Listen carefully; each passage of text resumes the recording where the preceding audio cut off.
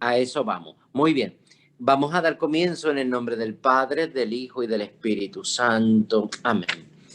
Ven Espíritu Santo, llena los corazones de tus fieles, enciende en ellos el fuego de tu amor. Envía tu Espíritu y todo será creado y se renovará la faz de la tierra. Oh Dios, que has instruido los corazones de tus fieles con la luz del Espíritu Santo, haz que guiados por este mismo Espíritu, saboremos la dulzura del bien y gocemos siempre de sus divinos consuelos. Por Jesucristo nuestro Señor. Amén. Muy bien. Damos comienzo a esta pequeña charla. Sobre todo, pues vamos a comenzar poniendo en contexto histórico a la santa. Para leer a Santa Teresa de Ávila, Teresa de Jesús, tenemos que conocer un poquito de su historia. Santa Teresa de Ávila es una mujer que se convierte en punta de lanza en la historia de la mística y de la teología de la Iglesia Católica. Explico un poco. Santa Teresa de Ávila le tocó vivir en el siglo XVI, nace el 28 de marzo de 1515. ¿Qué sucede con eso? Bueno, si leemos un poquito de historia, es el siglo de oro de la literatura española. Ya han sido puestas las pautas de la literatura española y se ha desmembrado el castellano de las lenguas vulgares españolas y nace una lengua educada, el castellano. ¿Por qué les digo esto? Porque la santa va a leer las historias de caballería, los cuentos de caballería de la literatura española.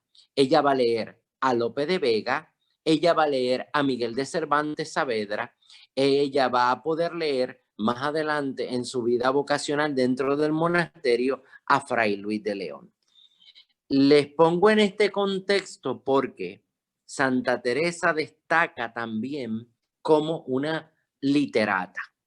Ella se manifiesta precisamente sus obras espirituales, pero se desmembran de una literatura estudiada. Muchos literatos que estudian castellano tienen que leer a Miguel de Cervantes Saavedra, El Quijote, a Lope de Vega, y tienen que leer también a Fray Luis de León, a Teresa de Ávila y a Juan de la Cruz. Son los más grandes exponentes de la literatura española. Muy bien. Entre lo interesante es que la mujer, Teresa, despunta entre esos hombres también como mística. Y eso es el aporte grande. Vamos a contemplar en Santa Teresa de Ávila la primera doctora de la Iglesia. Después de ella será nombrada Catalina de Siena como doctora de la Iglesia. ¿Por qué?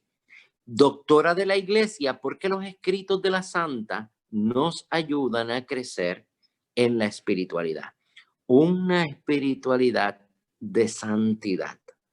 El texto de Camino de Perfección y Moradas serán para la santa escritos de su mano, serán para la santa como el Nobel, el premio, serán la tesis doctoral que la declararán doctora de la Iglesia. Esto fue en el año 1971, la declaran doctora de la Iglesia. Muy bien, los he puesto en contexto en cuanto a la literatura. Los pongo en contexto de su cultura. Los abuelos de Teresa de Ávila son judíos, judíos conversos. Papá y mamá de Teresa son judíos conversos. Esto va a traer también un indicativo. La santa es hija de conversos. Que sus abuelos practicaron el judaísmo y luego se convierten al cristianismo, eso va a traer dentro de la familia de Teresa, la familia Cepeda Ahumada, un problema. ¿Por qué? Porque ellos van a tener una y otra vez que probar que son realmente católicos, que son realmente cristianos. Los estoy poniendo en contexto. El siglo XVI significará para los conversos judíos que habrá lugares y habrá puestos que no van a poder alcanzar nunca. ¿Por qué? Porque recuérdense en que el cristianismo y el catolicismo de aquella época va a traer que solo serán de pura casta los que suban a la realeza, a la corona, a la corte de los reyes de España. Entonces, el papá de Teresa, por más acomodado que fue, porque era un buen comerciante, nunca va a poder acceder a la realeza. Pero la intención era llegar. Santa Teresa va a ser educada para codearse con gente de la corte española. La educación de Teresa y de los hermanos de Teresa será exquisita. Una mujer que sabe leer y escribir latín y castellano en el siglo XVI es una mujer muy educada, muy educada. ¿Qué pasa? En la vida de Teresa muy pronto se dio la conversión en la búsqueda de Dios. Pero en la adolescencia de Teresa hubo un cambio. Santa Teresa, como todos los adolescentes, por eso tengan cuidado con sus hijos y sus nietos, los adolescentes empiezan una transformación y Teresa sintió los amores de la tierra. El primo de Teresa iba detrás de Santa Teresa para casarla, para desposarse con ella. Pero su papá en la adolescencia la envía a estudiar a un monasterio, a terminar sus estudios para apartarla de ese hombre, de su primo. Esto va a traer una consecuencia.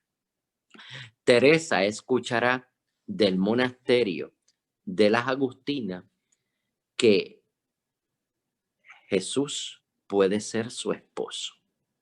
Esa va a ser la clave. Una amiga, una monja agustina, le va a enseñar que Cristo puede ser el esposo de las monjas. Y ella empieza a desarrollar una vocación. Muy pronto, en la niñez de Teresa, ella tenía una vocación de proteger el cristianismo, proteger los santos lugares. Hay un detalle, en la niñez de Teresa, ellos, su hermano y ella intentaron escaparse para ir a Tierra Santa y su tío los, los, los encuentra huyendo, saliendo de Ávila para ir a los santos lugares para proteger el cristianismo. La misión de Teresa desde niña, el amor de Teresa en la adolescencia, eso marcará la historia de la que vamos a hablar, una historia de confianza. Continuó colocándola en espacio y tiempo. Era imposible que una monja nieta de judíos, hija de comerciante, acomodada en la cultura castellana, accediera a unos puestos incluso dentro de la vida religiosa. Miren lo que está pasando. Santa Teresa entra al monasterio de San José de Ávila, algo interesante porque ella se escapa de su casa y llega al monasterio. Su papá siempre se inclinó a llevarla por la educación de la vida religiosa, pero él quería otra cosa de Teresa. Por su exquisita educación, Teresa estaba preparada para otra cosa. Él la quería para continuar el apellido de la familia, pero dentro de la corte y codearse con gente de la corte. Así, el apellido Cepeda Ahumada sería más limpio mientras más se acercaba a la corte. Corte de Castilla, donde estaban los reyes, donde Isabel la Católica y Fernando habían dejado una estela de catolicismo muy grande y reinaba en ese tiempo Felipe II. Muy bien, dejamos un poquito de historia atrás. Vamos a los escritos de la santa. La santa entra en el monasterio y tiene aproximadamente dentro de la vida religiosa un deseo de crecer en santidad. desea a Dios. Pero Santa Teresa tiene un problema dentro del monasterio.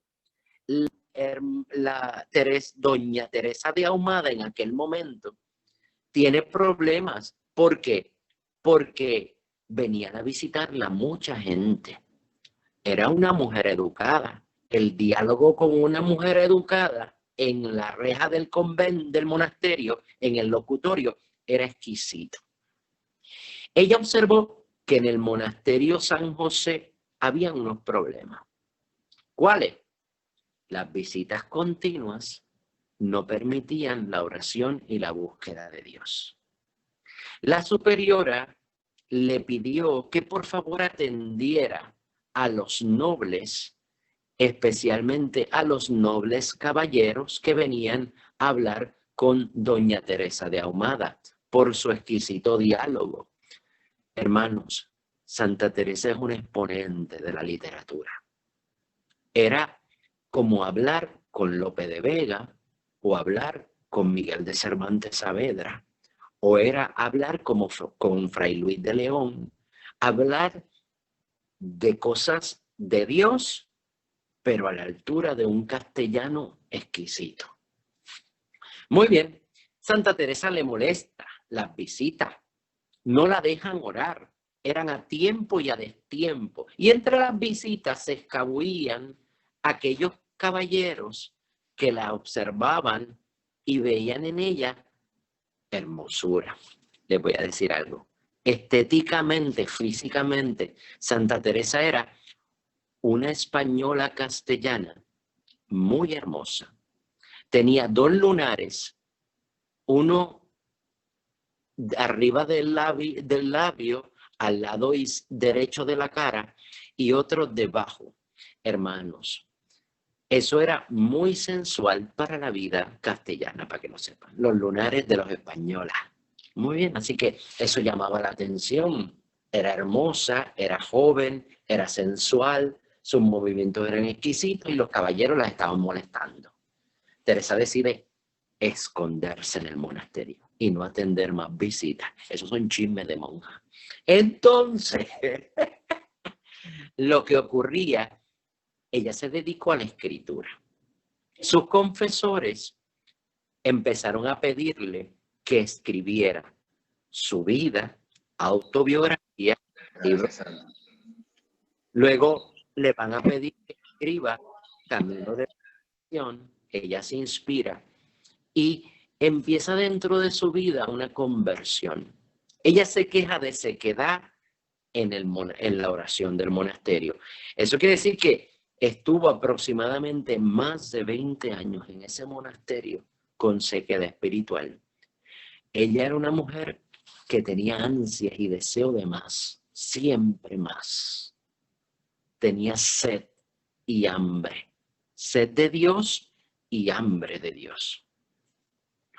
Algo que tienen que saber era que la santa buscaba continuamente a sus confesores para que le permitieran comulgar continuamente. Les voy a decir algo. Las monjas no había tradición de comulgar diariamente. Entonces, ellas tenían que pedir permiso a sus confesores para comulgar diariamente. Y ella acudía continuamente a confesores para que le permitieran comulgar.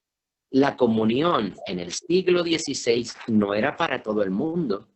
En la historia de la iglesia, la comunión era para aquellas personas a quien sus directores espirituales se lo permitían y también al obispo, el cura, el fraile ordenado podían comulgar, pero las monjas no, ni los laicos tampoco, a menos que le permitiera su director espiritual. Santa Teresa, en esa hambre de Dios, en la comunión del cuerpo de Cristo, Santa Teresa se abre a buscar confesores y a buscar directores espirituales. Se encuentra con unos muy buenos, se encuentra con unos directores espirituales muy malos, para que lo sepan.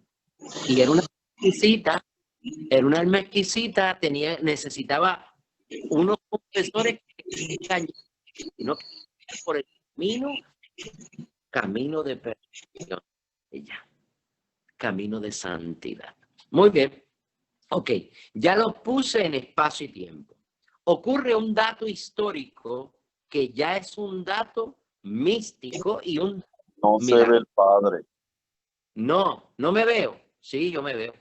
No sé. Ok, bueno, escuchen, como quieran. Entonces, ocurre un momento místico en la vida de Teresa dentro del monasterio de San José. El momento místico es este. Un día llevan preparando para una procesión un Cristo muy llagado, un Cristo atado a la columna muy llagado para una procesión del Viernes Santo. Y lo guardan en la sacristía del monasterio San José de las monjas carmelitas. Santa Teresa llega a contemplar las llagas de ese Cristo. Y ahí ocurre algo maravilloso.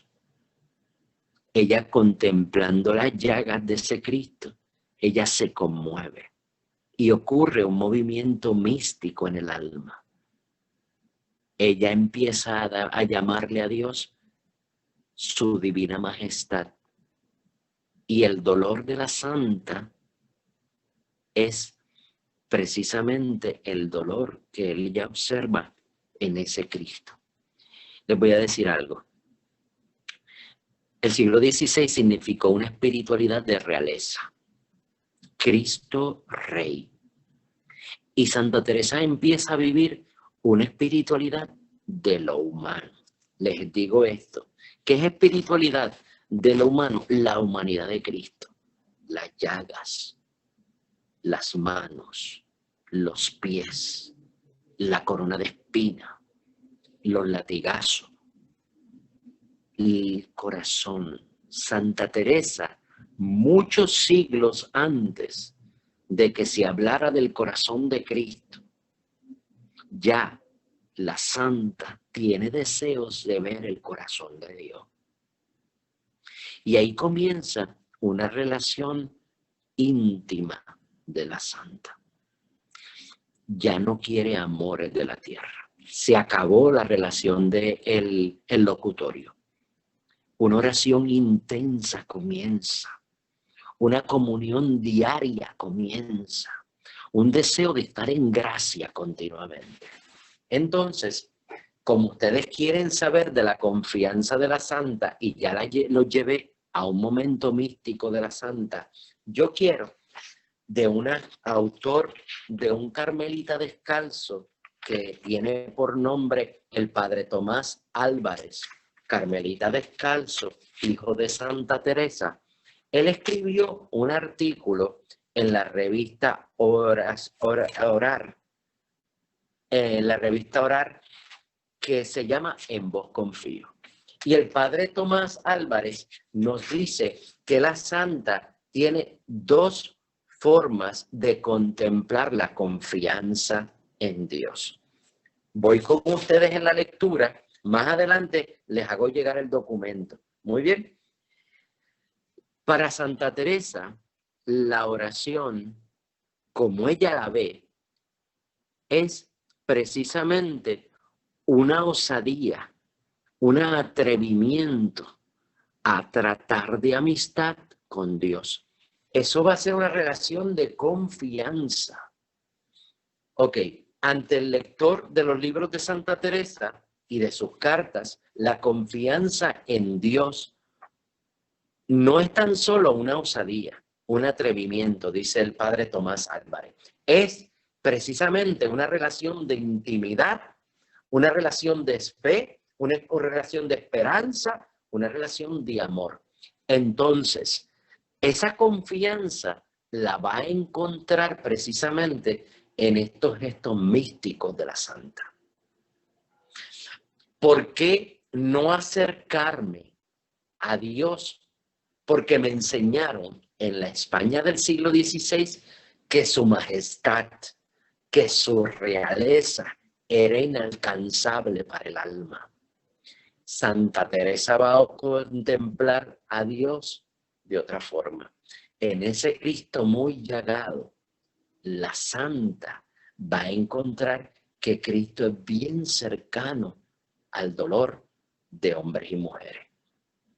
que su corazón, sus llagas, sus manos, sus pies son nuestras manos, son nuestros pies, que el corazón de Dios está muy cerca del corazón de los hombres y mujeres.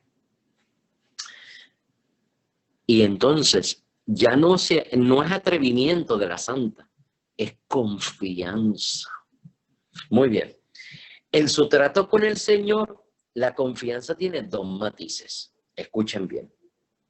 El primer matiz es para ella, ante todo, que la oración es conversar entre dos amigos. Es un trato de amistad. La frase de la santa para definir oración es: oración no es otra cosa que tratar de amistad con quien sabemos que nos ama. Entonces, en la primer matiz que dice el padre Tomás Álvarez de la confianza de la santa es amistad. Trato de amistad. Ella no va a dejar de llamarlo su majestad, su señor. Ella sí se va a tratar de acercar a él por la oración. Un trato íntimo, muy cercano. Escuchen algo, la castellana nunca va a tratar de tutear a Jesús. ¿Por qué? Porque ella es literata. Ella no va a tratar a Jesús con un tú a tú en sus escritos. Ella va a tratar en un tú a tú cuando ella se encuentra con las llagas, con el dolor, con el corazón de Jesús. Orar será para la santa la oportunidad del encuentro con el amigo. Eso es bien importante porque hasta el momento toda la tradición de oración de los santos anterior a Teresa va a ser precisamente un trato con la majestad, con la altura, con lo divino, sin poderse acercar a lo humano. Para la santa se rompe el esquema de la oración de los mayores, porque ella va a instituir ese trato íntimo, cercano. En la oración, ella sí lo va a tutear, pero no con palabras, sino con amor. Le va a llamar muchas veces mi amado. Ella se va a encontrar con el Cantar de los Cantares, que escuchen algo, el Cantar de los Cantares lo tradujo Fray Luis de León y no se le permitía leer a las mujeres. ¿Saben por qué? Porque el Cantar de los Cantares hablaba del amor humano representado en la esposa y el esposo. Pero seguimos, porque yo quiero que ustedes lleguen a algo bien grande. Algo. Ok, orar es tratar de amistad. Y ahora, desde el siglo XVI, con el aporte de Santa Teresa, tú y yo podemos acercarnos con confianza a la oración. Sí, nunca le vamos a faltar el respeto al Señor, a Cristo Rey, pero también podemos acercarnos a las llagas, a la corona de espinas, podemos acercarnos al corazón. Esta monja del siglo XVI está aportándole al mundo de oración de la iglesia. Por eso es que es declarada doctora de la iglesia. Le está aportando en que podemos acercarnos a Dios bien cerca, tan cerca como que Él toque nuestra vida y nosotros podemos tocar su humanidad. Muy bien, seguimos. Orar es conversar entre amigos, es trato de amistad. Ella lo define entre dos que se aman, el Cantar de los Cantares. Dos amigos que se relacionan con mucha confianza. Jamás Santa Teresa fue llevada a la Santa Inquisición por los escritos porque era muy sensual cuando escribía. ¿Cómo que era sensual si estaba haciendo poemas? Porque era literata, porque leyó a Lope de Vega, porque leyó a Miguel de Cervantes Saavedra. Entonces, esos escritos de lo humano, ella supo utilizarlos para lo divino y decir, es que Dios no está lejos de nosotros, Dios es amigo, Dios es cercano. Y cuando vio al Cristo muy llagado, ahí pudo encontrarse con la humanidad. Con eso. Grave de lo que no es grave.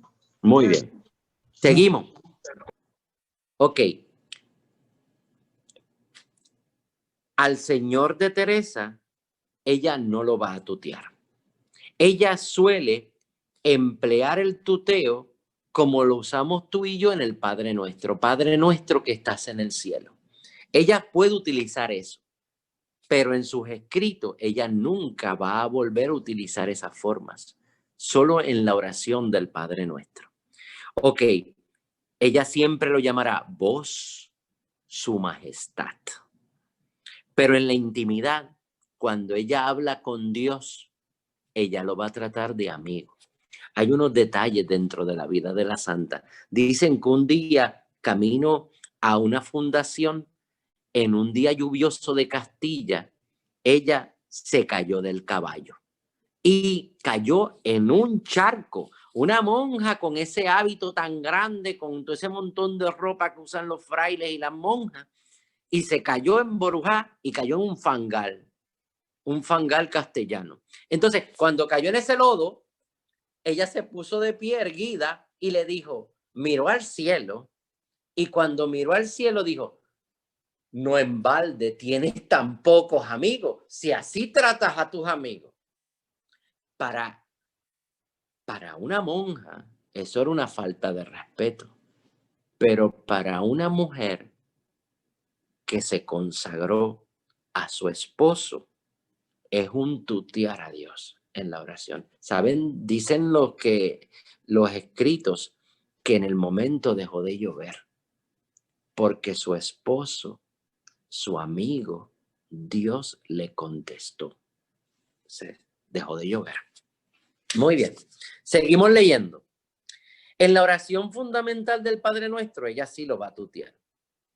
Pero ella, en su continua literatura, lo va a tratar con mucha delicadeza como su majestad. Leo.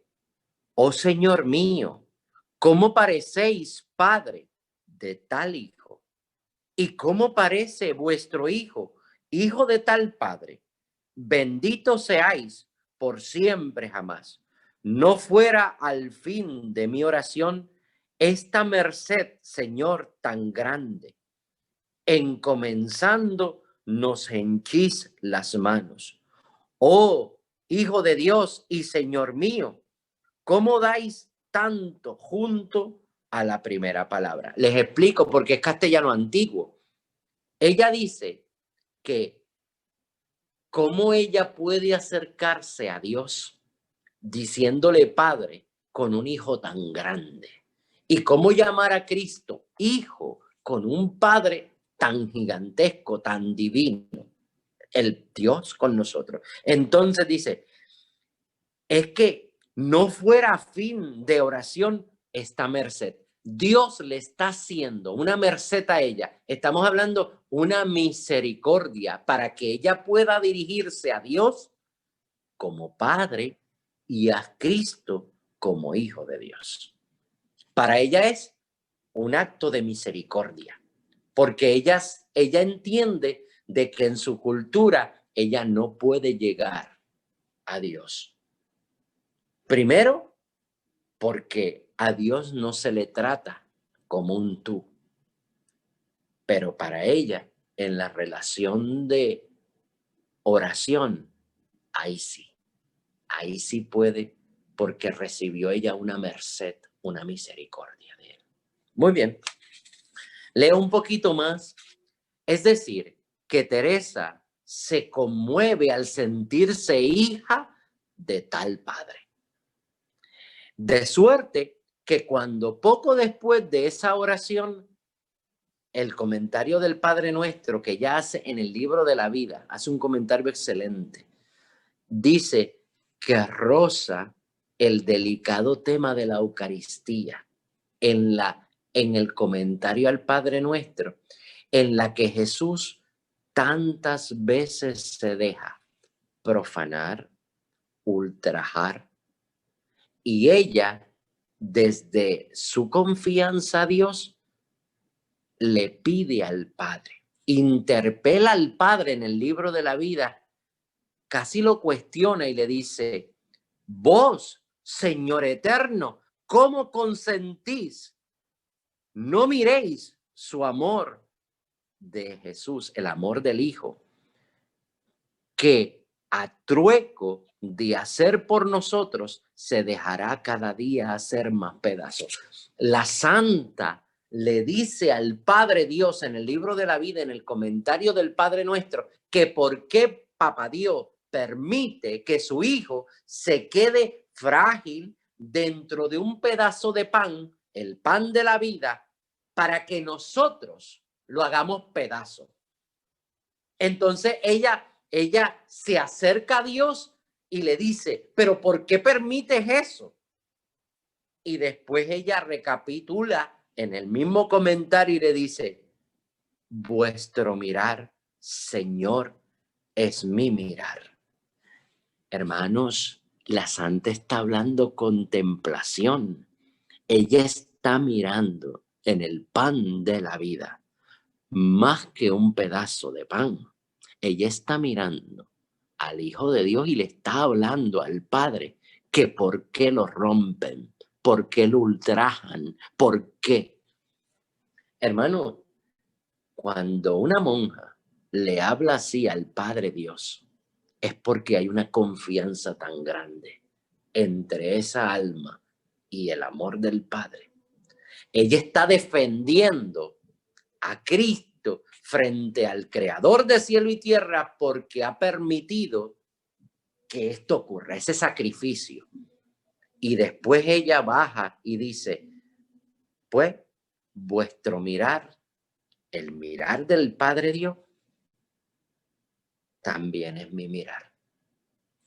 Ella quiere contemplar el cuerpo de Cristo como lo contempla el Padre Dios. Un sacrificio para el perdón de las almas. Así lo ve Dios.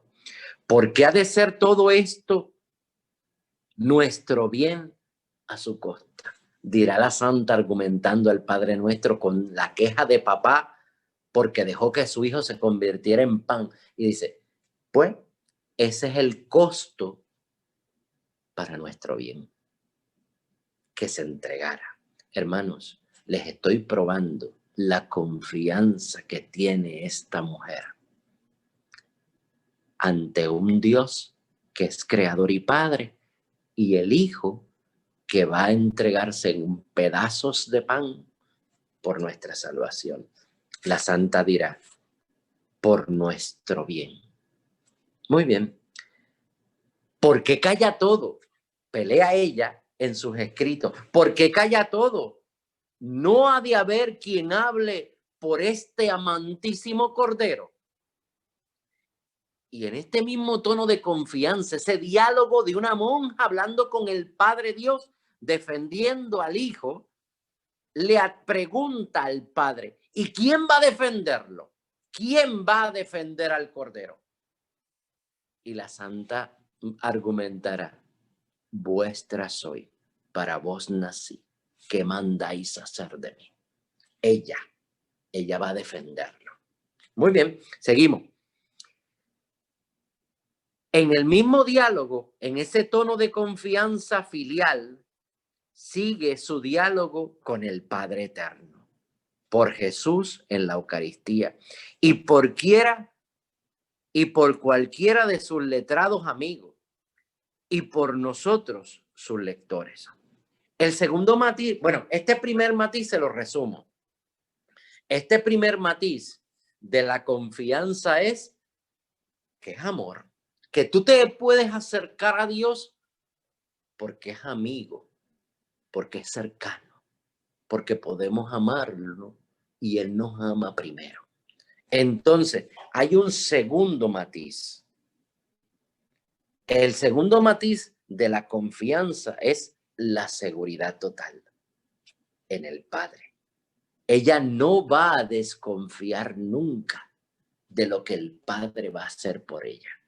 Entonces, Él escucha, Él acoge la palabra del orante. Tú sabes que ella tiene una seguridad de que todo lo que ella haga, todo lo que ella dice y todo lo que ella escribe, el Padre lo tiene frente a él. Ella confía plenamente en el Padre. Saben que los libros de Santa Teresa estuvieron frente a la Inquisición. Los intentaron quemar y no pudieron quemarlo. La duquesa de Éboli los entregó a la Santa Inquisición porque la acusaban de alumbrada. ¿Qué era alumbrada? La acusaban de alumbrada como que era una bruja. Como que era bruja porque hablaba con Dios. La santa se defiende muy bien frente a la Santa Inquisición y le dice a la Santa Inquisición, le dice abiertamente, yo estoy en los quehaceres del Padre. Yo escribo porque me lo han mandado mis confesores, pero yo estoy en los quehaceres del Padre. Como si ella se sintiera plenamente el ser hija de Dios. Y lo entiende. Así todos nosotros por el bautismo. Seguimos. Este estar segura en las manos del Padre es que el diálogo de amistad que se involucra, vamos a ver, ella metida en este diálogo de amistad que es la oración para ella, la involucra en ella y él y ella. Santa Teresa afirmará una y otra vez, es que el padre de mi esposo, pero ¿de qué habla la monja? Se atreve a decir mi esposo, el padre de mi esposo. Todo lo hace para bien. Muy bien. Él y nosotros, escribe la santa. Ella y él y nosotros. Es en el momento de la oración. Ella sorprenderá porque ella misma es el gesto de confianza en el Dios, porque ella va a orar diferente, ella va a orar con toda la confianza del mundo, porque es él y yo y ella y él, nada más. Y esa confianza la va a manifestar en sus escritos. Escuchen lo que escribió la santa. Oh Señor de mi alma, ¿y quién tuviera palabras para dar a entender que dais a los que se fían de vos? Recuerden que está escribiendo en latín, en castellano antiguo, de los que se fían, de los que confían en vos y que piden lo que llegan a este estado y se quedan consigo mismo. La santa está diciendo que cuando oramos y nos quedamos ante la presencia de Dios, eso es lo único que hace falta. No hace falta ni pedir, porque Él sabe en esa relación íntima lo que necesitamos en el estado que estemos. Si estamos enfermos y estamos orando, Él sabe, porque ella confía de que lo que necesitamos es santidad. Ese es el ejemplo que les pongo. Pero que va a llegar lo que pidamos en oración, ya lo podemos confiar que ya lo tenemos, porque Él sabe muy bien lo que necesitamos. Muy bien, ese es el libro de la vida, capítulo 22.17. Muy bien. También dirá la santa en el libro de la vida, 25:17 también, Dios mío, ¿quién tuviera entendimiento y letras y nuevas palabras para encarecer vuestras obras? No me faltéis vos, Señor, que ya tengo experiencia de ganancia, con que sacáis a quien solo en vos confía. Hermanos, la santa está diciendo que no tiene palabras ni tiene letras para escribir las grandes maravillas que el Señor está haciendo en ella. Que no le falte, porque ella ya confía y ella tiene experiencia de esa confianza. Que ya tengo experiencia de la ganancia con que sacáis a quien solo en vos confía. Entonces, escribe más adelante en el libro de las fundaciones: válgame la misericordia de Dios en quien yo he confiado siempre. Eso quiere decir que la oración de Santa Teresa de Ávila es una oración de confianza plena en el Dios amigo, en el Dios Padre, en el Dios Hijo, por la fuerza del Espíritu Santo. Santa Teresa tiene una relación con el Espíritu Santo y lo invocará siempre. Muy bien. Bueno, en el relato de la vida, ella escribe el libro de la vida, la autobiografía, y refiere ella misma a un episodio de suma confidencialidad, muy central en el libro. Sucede que uno de sus 5 confesores que integran su primer grupo de oración, ella quiere decir que ella oraba con su confesor, con su director espiritual. Ese grupo tenía un amigo que era un dominico que se llamaba García de Toledo, que fue un soldado que estuvo en México y cuando vuelve a España se convierte en dominico, profesa la vida de dominico, fraile dominico, y se ordena sacerdote. Entonces, ella observa en ese confesor, en ese amigo, que hay unas carencias de oración y la santa le enseña. Y dice, ella está admirada de él por su misión, por su conversión, porque profesó fraile dominico, pero ella dice, inoportuna mucho al Señor por él. Ella está intercediendo ante el Dios por la oración de un dominico, el padre García de Toledo. Y prosigue contando y llorando. Voyme a donde solía a solas tener oración, se va a orar. Y comenzó a tratar con el Señor, estando muy recogida, con un estilo abobado que muchas veces tenía, sin saber lo que digo, trato, que el amor es el que habla.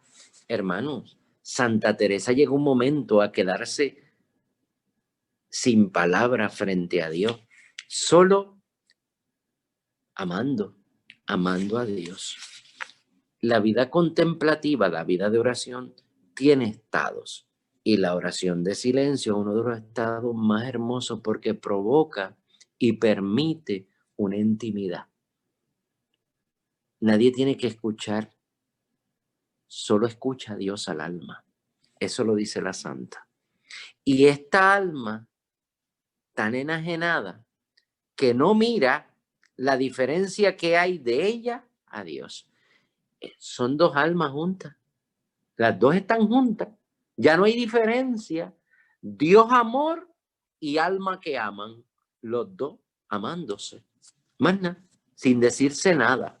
Porque el amor que conoce, que la tiene su majestad, la olvida de sí y se parece tanto a él. Y como una cosa propia, sin división, habla desatinos. Acuérdome que le dije esto. Después de pedirle con muchas hartas lágrimas, pusiese aquella alma en su servicio muy de veras. Estamos hablando del dominico, del padre García de Toledo.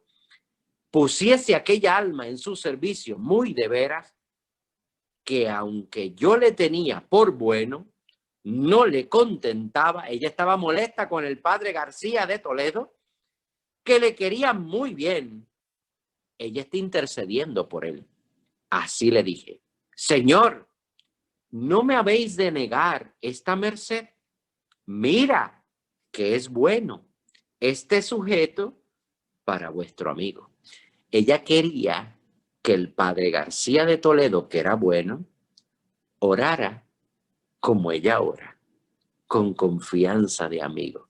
¿Qué estaba pasando? El clero del siglo XVI oraba a Dios como a su majestad. Y ella quería que el padre Dominico García de Toledo orara a él, como ella, como si fuera un amigo, con más confianza. Muy bien. Eso es el libro de la vida 34.8. La santa intercediendo por un cura para que el cura ore con confianza. Seguimos leyendo. Oh bondad y humanidad grande de Dios, ¿cómo? No mira las palabras, sino que los deseos y la voluntad con que se dicen. ¿Cómo sufre que una como yo hable a su majestad tan atrevidamente? Ella dice que es atrevida porque está intercediendo. Ahora, tú y yo que intercedemos hasta por el Papa, pues ella dice que es atrevida porque está intercediendo por un cura. ¿Vieron el aporte de la santa? Hasta el siglo XVI, hasta Santa Teresa de Ávila, el clero no se atrevía a hablarle a Dios con confianza. Después de la santa, ella dice, yo hable a su majestad tan atrevidamente. Pero es que tú y yo ya somos atrevidos frente a Dios. Nosotros le hablamos de tú a tú. Porque Él es humano.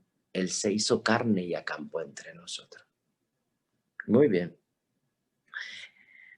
El mensaje de Teresa fue tal que el destinatario, al oírlo, el padre Dominico García de Toledo, al oírlo, rompió a orar de emoción, a llorar de emoción. Y muy pronto emprendió un nuevo viaje misionero. El padre García de Toledo aprendió a orar al Dios amigo. Y comenzó un viaje misionero y volvió a las Américas en aquel momento, en el siglo XVI, 1500 algo. Y volvió a las tierras de Perú y allí murió en las tierras del Perú, en Centroamérica. Y allí fue confesor y consejero del virrey Francisco de Toledo en Perú. Murió ahí, amigo de Dios y amigo del virrey, que sería el gobernador de la época en Perú. Y ella le enseñó la confianza. Quizá lo más admirable para ti y para mí, que podemos leer los escritos de Teresa, que no son fáciles de leer, porque es castellano antiguo, castellano como el Quijote o los poemas de Lope de Vega. Lo más importante para el lector y para el orante, para ti y para mí el día de hoy, es que sea el ingente respeto admirativo que pase a un lado y que la santa nos impregne una actitud de más confianza. Ok, le cito a la santa. ¿Qué hace, Señor mío, quien no se deshace de toda por vos y que por ello, y otras 1000 veces lo puedo decir, me falte para esto? Por eso, no había de querer vivir, porque no vivo conforme a lo que os debo. El que puede, lo redime. Esta frase de la santa en Vida 39 lo que te está diciendo es que ella sabe y ella entiende que jamás nosotros vamos a poder acercarnos a la santidad, a la divinidad, pero como Él nos redime, como Él nos salva, porque el Hijo de Dios pagó un alto precio, podemos acercarnos con confianza al amor de Dios. Entonces, tú y yo, que somos incapaces porque Él es divino y nosotros somos humanos, podemos acercarnos con confianza a Él porque Él nos redimió, porque su Hijo nos salvó. Por eso nos podemos acercar a Él.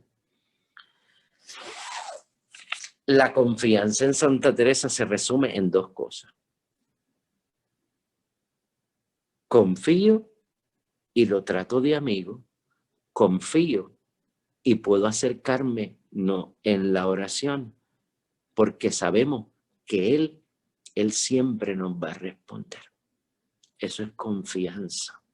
En la oración, confiar porque es mi amigo y confiar porque Él siempre me va a responder. La confianza de Santa Teresa influyó en toda la espiritualidad católica hasta el día de hoy.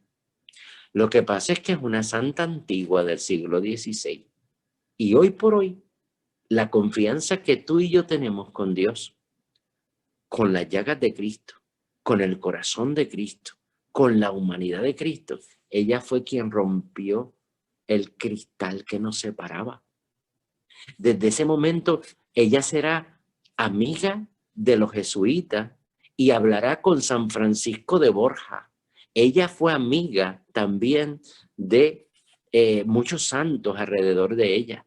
Entonces rompió los esquemas de la oración y les pedía que hablaran con él como un amigo. La definición de Santa Teresa, la oración no es otra cosa que trato de amistad con quien sabemos que nos ama. Trae como signo, porque es mi amigo, confío. Porque me ama, mi confianza está en él. Santa Faustina Kowalska ya es hija de esa humanidad de Cristo.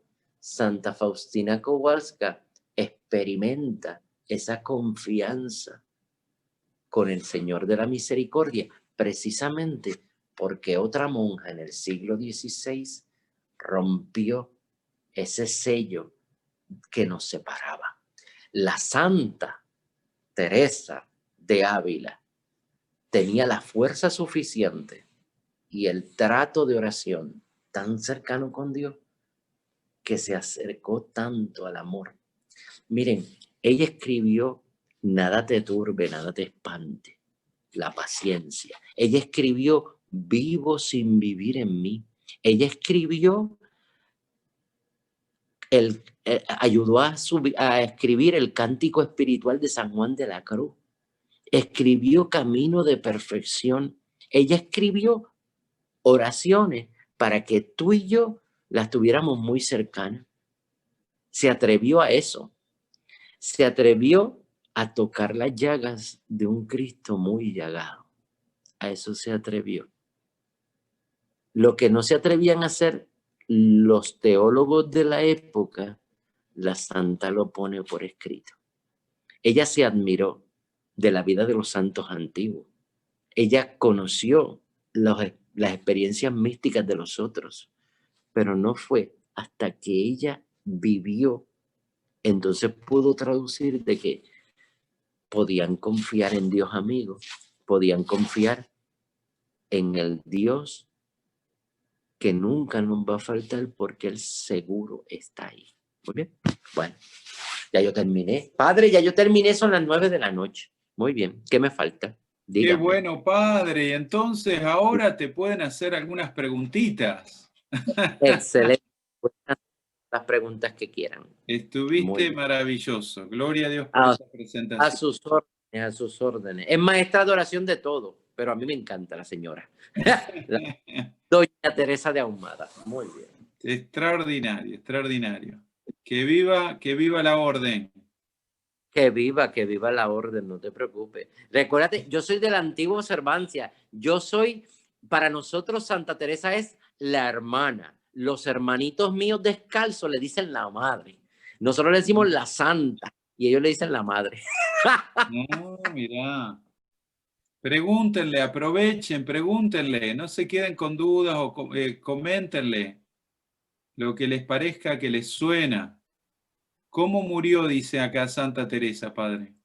Ok, Santa Teresa murió, le decían la Santa Andariega.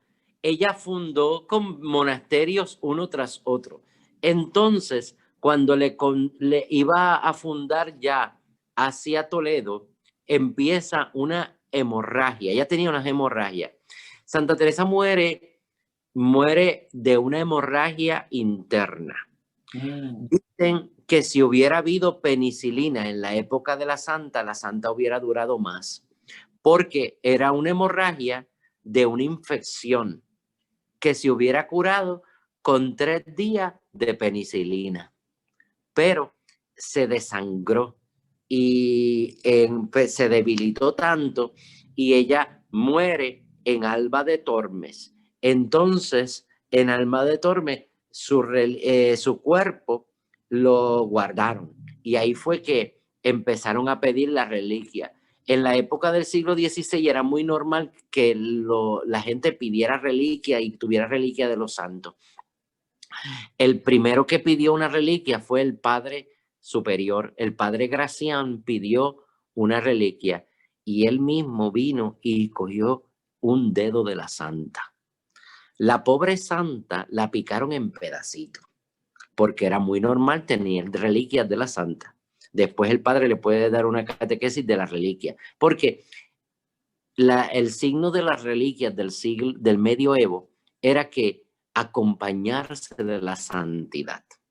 Muy bien, un poco cruel fue de la santa. ¿Saben quién pidió el pedazo más grande? El rey Felipe II pidió el corazón de la santa. Y las monjas y los padres carmelitas tuvieron que abrir el pecho de la santa y entregarle el corazón al rey. Ahí es que descubren algo maravilloso, les digo. El corazón de Santa Teresa aparece transverberado. Les explico esa palabra. El corazón de Teresa aparece con una herida cicatrizada que parece una herida de una operación de corazón abierto. ¿Cómo una santa del siglo XVI va a tener una cirugía de corazón abierto?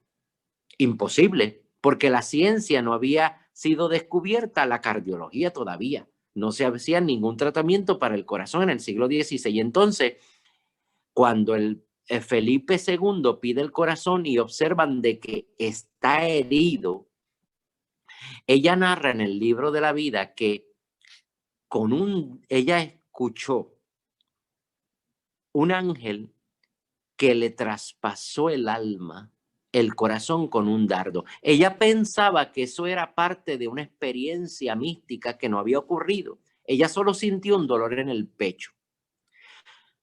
Se descubre que sí, que efectivamente algo pasó en el corazón de la santa, como cuando tú metes una incisión en el corazón. Le dicen la transverberación de Teresa.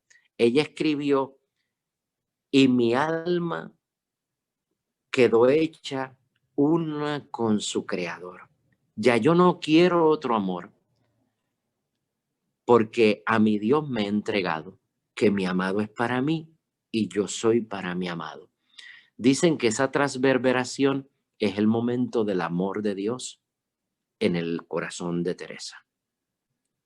Una lanza, una flecha traspasó el corazón, pero una lanza de amor. Dicen que el amor de Teresa fue tan grande, que posiblemente le provocó una herida en el corazón. Estamos hablando que Santa Teresa infartó y Teresa tuvo una cirugía de corazón cuando todavía no había cardiólogos en el mundo.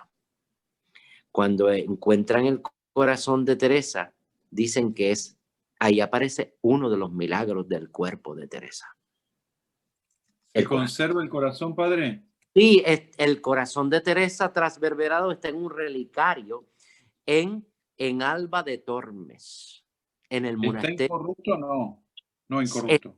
Lo puedes ver, está incorrupto. ¿Sabes quién lo salvó? Ok, en la guerra del 1936, Francisco Franco era muy devoto de Santa Teresa porque era la santa de España. Y Francisco Franco recogió todas las reliquias de la santa y se las llevó para su casa. ¿Ok? cuando muere Franco, entregan las reliquias a las monjas, porque las monjas lloraban y decían, eso es nuestro, ese es el corazón de la santa. Entonces, la cabeza de la santa que llegó hasta Roma, la devolvió el Papa, el Papa Inocencio, la devolvió a las monjas, porque las monjas decían que eso tenía que estar en el monasterio. Entonces, el que vaya a Ávila puede ver donde está el sepulcro de Teresa, un sarcófago, y está el brazo de Teresa en un relicario aparte y el corazón de Teresa en otro lado. Y las monjas carmelitas de Trujillo Alto, en Puerto Rico, tienen una muela de la santa, para que lo sepan, en Trujillo Alto, Puerto Rico, una muela de la santa. Y los frailes carmelitas de Ciales tienen un pedacito de carne también. Mirá, qué bárbaro. Amén. Los dentistas también hay, padre. Bueno, mira, acá hay una pregunta entre todas, hay muchas preguntas en el chat, pero una muy importante me parece. Dígame. Dice, Joana pregunta, quisiera saber qué recomendación puede hacernos el padre Bentancur para los que somos niños espirituales aún. Okay. Para avanzar hacia esa confianza absoluta, total en Dios. Okay. ¿Cómo orar para alcanzar esa cercanía? Muy bien, muy bien. Confianza absoluta en Dios y cómo orar para alcanzar esa cercanía. Ok, Santa Teresa de Ávila en las moradas empieza diciendo, basta con querer. Querer orar es ya oración. Segundo paso, después de querer, lánzate a amar. Entonces, en la segunda morada, lo único que tú tienes que amar y amar la humanidad.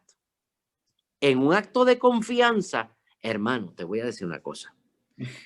Nosotros tenemos una oportunidad muy cercana. Tú te acercas a la humanidad de Cristo cuando tú miras una imagen del corazón de Cristo y ya te mueve. Cuando tú vas a un Cristo muy llagado, porque para Santa Teresa la oración gráfica es muy importante. Las imágenes nos van a mover a lo sobrenatural. Pero a Joana le digo, Joana, primer paso, desear orar. Segundo paso, de amar, solo dejar que Él te ame. Y entonces, como dice en la definición de la santa, tratar de amistad. Entonces, si Él te ama, porque Él sí te ama, tú te dejas amar y ya está. Y ya confías en que Él te amó primero. Entonces, eso ya lo dicen los padres de la iglesia. Él me amó primero. San Agustín dice, oh, amor, tarde te amé, amor mío, tarde te amó, verdad tan antigua y tan nueva, tarde te amé. Entonces, él dice, no se da cuenta de que tenía que amarlo antes. Joana, ámalo. Ama el corazón de Jesús, ama el cuerpo de Cristo, ama la humanidad de Cristo. Y ya estamos en ese proceso. Lo que pasa después, que te da muchas horas de oración, que te llama a otras cosas como encuentros místicos. Miren, San Juan de la Cruz era en eso más fuerte, decía, olvídense de esos gustirrinín, olvídense de eso, solo ama, solo ama. Y Juan de la Cruz lo que besaba era la cruz pelada, una cruz de palo. Ajá, así me gusta. ¿Cómo podemos lograr salir, padre, de la sequedad espiritual que ayudó a la santa? Ok, la santa tuvo aproximadamente más de 20 años de sequedad espiritual. Miren, ella con el breviario en la mano, los salmos, la oración de la iglesia seca. Ella con los evangelios en la mano, con las vidas de los santos en la mano, seca. ¿Saben cuándo ella por fin encontró? Cuando ella vio a ese Cristo llagado, ella dijo, pero mis pies están con él, mis manos están con él. Miren, hermanos, la depresión, la tristeza, el cansancio, el Señor los tomó sobre sí. Entrégaselo. Entrégaselo. Miren, la santa dijo, y lo acabo de decir en una de las frases, más adelante le daré el escrito, es que, ¿qué palabras vamos a encontrar? Dígame, ¿qué palabra vamos a encontrar que en la palabra revelada, como en la Sagrada Escritura, ya no se haya dicho? Entonces, tú no puedes tener tan palabras. Solo dile, Señor, estoy cansado, estoy agotada. Es que la santa dirá, nada te turbe, nada te espante, solo Dios basta, solo Él, solo Él, solo Él. Entonces, esa sequedad espiritual, tú decirle, Señor, déjame seguir adelante con el dolor, con el cansancio, con la tristeza, seguir adelante, porque al final la santa va a encontrar en el Cristo muy llagado la humanidad y su humanidad. Entonces empieza, es que lo encontró tan cercano que ya es amigo.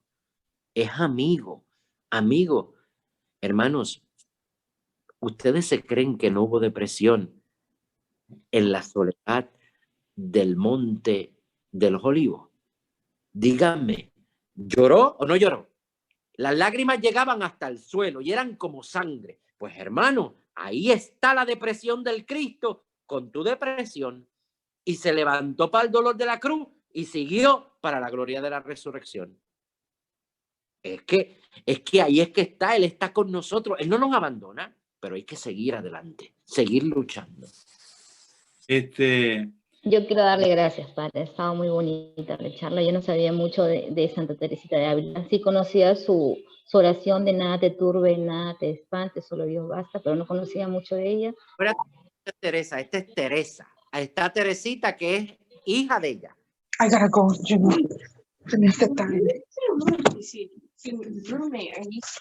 Una oración muy cercana. Te pedimos, Señor, que nos muevas a vivir de tus misericordias y a cantar eternamente tus misericordias.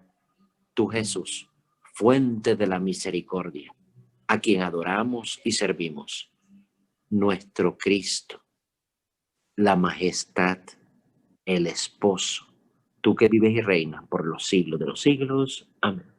El Señor esté con ustedes. Y con su espíritu. La bendición de Dios Todopoderoso, Padre, Hijo y Espíritu Santo, descienda sobre ustedes, permanezca para siempre. Amén. Amén. Amén. Amén. Santa Teresa de Jesús, ruega por nosotros. Dios me lo bendiga, Les voy a decir padre. una cosa. La Mi última hermano. cosa, Santa Teresa fue la primera en decir, cantaré tus misericordias. Es la que escribió, cantaré eternamente tus misericordias. In eternum cantabo misericordias. Amén. Amén. Amén. Gracias, Padre.